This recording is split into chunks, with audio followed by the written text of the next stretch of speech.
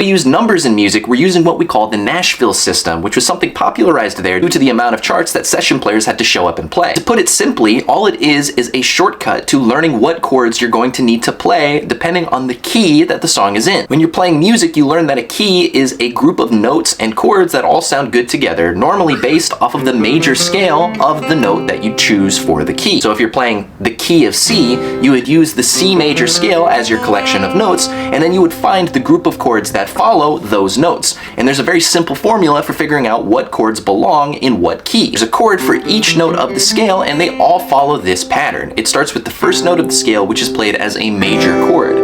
Then the second note of the scale, which is D in this case, played as a minor chord. Then the third note of the scale, which in the C scale is E, again as a minor chord.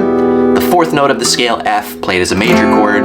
The fifth note of the scale, G, played as a major chord. The sixth note of the scale, A, played as a minor chord. And finally, the seventh note of a scale played as a diminished chord, or a half diminished if you're adding sevenths. The reason the NASHVILLE System got popularized is that this order of chords, major, minor, minor, major, major, minor, and diminished, stays the same no matter what key you're in. I was just playing in the key of C using the C scale notes, but if I wanted to play in the key of D using the D scale notes, all I would have to do is apply the D scale notes in that order to make all my chords. Major, minor, minor, major, major, minor, and diminished.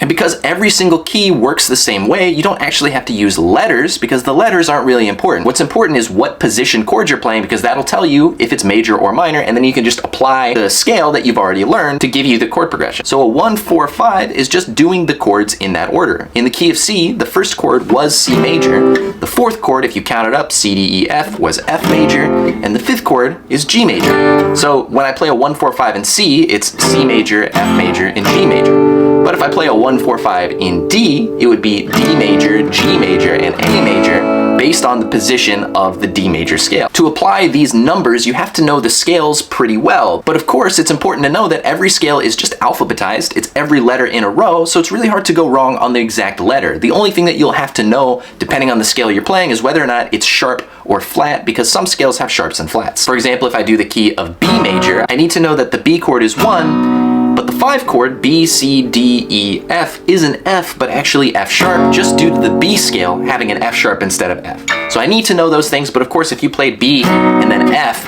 you could hear that those chords don't really match together, and you might even be able to just guess with your ears that it should be F sharp instead. So we have a 1, 4, 5 in B, which might be B, E, and F sharp.